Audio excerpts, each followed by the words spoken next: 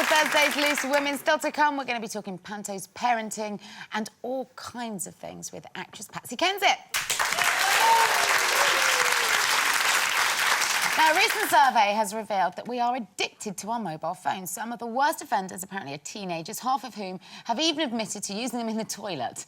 But they aren't the only culprits. Many adults are hooked as well, with the offending gadgets even taking a toll on our manners. Apparently, 1/4 of us use our phones during meal times, and 1/5 of us are guilty of getting them out in places that we shouldn't, like libraries and cinemas. So, ladies, do you have a phone no-go zone in your life? Yes, I do. Can't have a phone at my dinner table. No, I can't understand it. I mean, whatever did people do before, you know, mobile phones? And it really... I'm quite liberal in most things, but I will not have people texting people all through the meal. Or, you know, when you go out with people and they're sat there, you know, under the table, I think...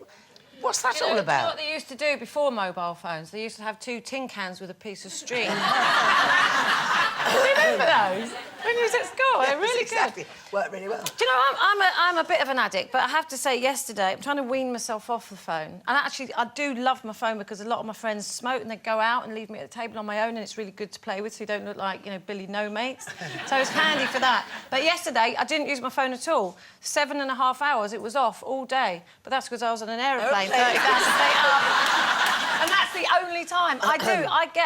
I get proper withdrawal without my phone. I don't know why. I just love it. I love it as a thing. I mean, it's just an amazing gadget. You're very gadgety. It's brilliant. Yeah, that's why I love it. I don't talk to anybody. I'm just on the phone, you know, playing with the apps. Yeah, that's true. We never see Carol talking on her phone, but she's always plays with it. But I mean, I hanker for the days when we had the little hall table, as you know, with the phone, with the and the wire, and we all managed to get in touch with everybody, didn't we? Yeah. But I have to say, if I can't find my phone immediately in my bag, which is always a wreck of a bag, I feel physically sick.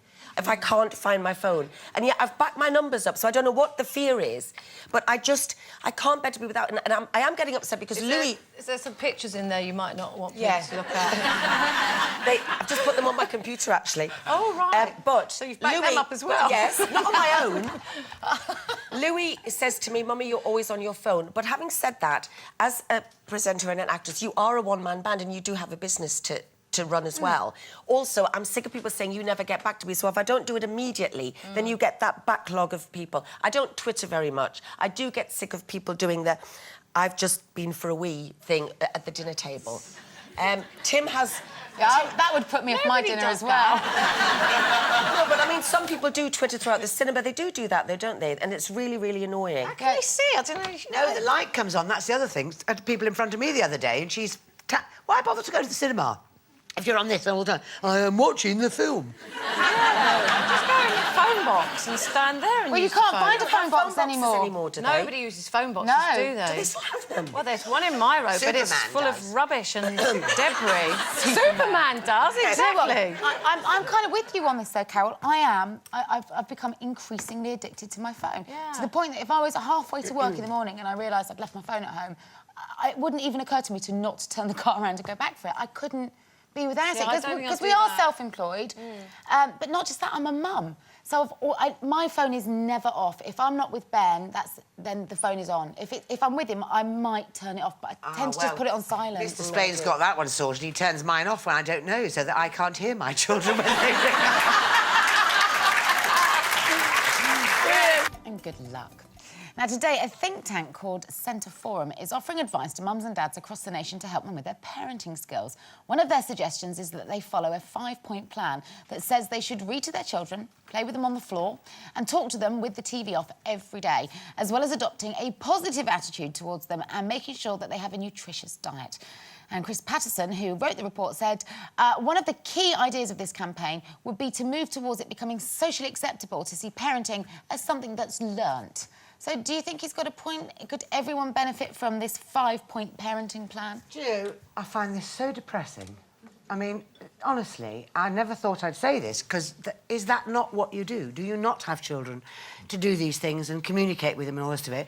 But I do probably think now there are parents who were young they weren't grown up themselves, have given birth to children who are now not grown up themselves, who don't know anything about parenting, and who think you have your children to somehow you then put them in a room in front of a television, give them a packet of crisps, and leave them until they're 35. But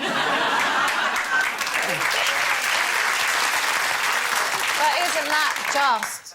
That's just lazy parenting, yeah, it isn't is, it? I mean, everybody knows... I mean, these 5 points, I mean, I think it's so patronising, you know, it's so nannying on behalf of somebody to say you've got to spend 10 minutes every day on the floor playing with your child. Why on the floor? Can't you play at the table? On the sofa? No, on the floor. No, but I've got to get on the floor now and play I do with my that with kid. my child every day, but at 22 he's getting a bit bored. But the thing is, I do think there is a problem with people who want children but they don't want to be parents. You know, and I know loads of people who've got kids who have paid someone to look after them from day one. You know, and sometimes they don't even work themselves. You know, what do they do? What do they do with their time? They're not parenting. They're not looking after their kids. But it's like, oh, whoa, look at my kids. They're really clever. They go to all these classes, blah blah blah.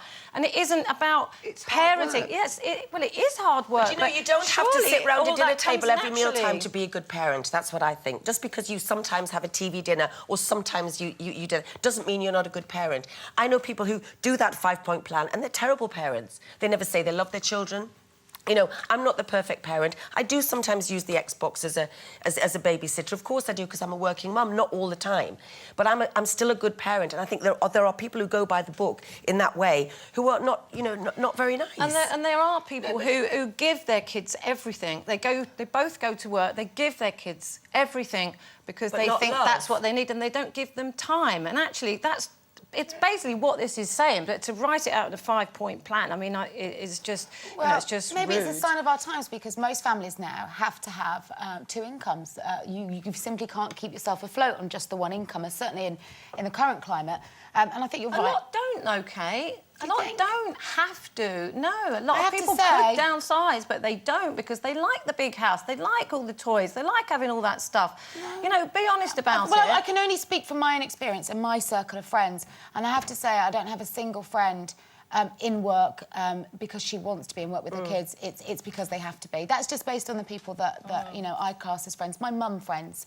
But I think, you know, it is fairly straightforward advice. You know, play with your children. Getting down on the floor with them is really about just getting on their level, making eye contact. Feed them, talk to them, play with them. But people don't. Even I know that, and I'm not a parent. I'm saying that I never thought I'd say this, but there are people truly.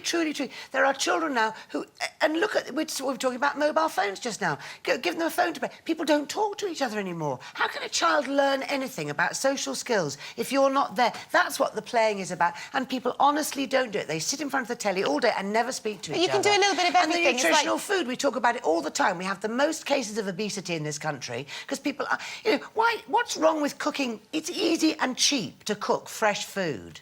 All these blooming cookery programmes we have, nobody knows how to make people say they haven't got the time. They say they haven't got the time. They have, to go Carol, shopping, trust me, to do the... it takes no time at all to fry an onion. Now, I'm going to do my cookery show. Fry an onion, toss in a bit of meat, a couple of vegetables, and away you go, honestly. How difficult about that? I think you're right. I do think you're right. But, you know, it doesn't... Also, there is an argument that for those that are not natural parents, you know, you see them who are awkward and stiff and don't really know how to just be with their kids. And sometimes it isn't just an instinct. Sometimes people do have to be taught. The one thing I never understood is they give you loads of classes, don't they, when you're pregnant?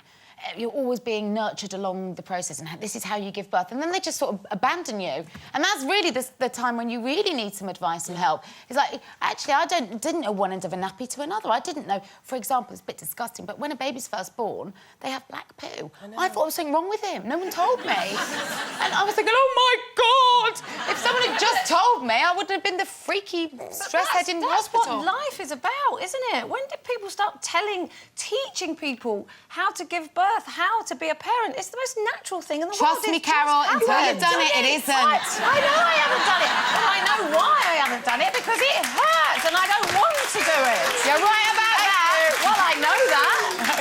Okay. We're going to take 3, but stick around because when we're back, we're going to be talking topics with Patsy Kensett. We're back soon.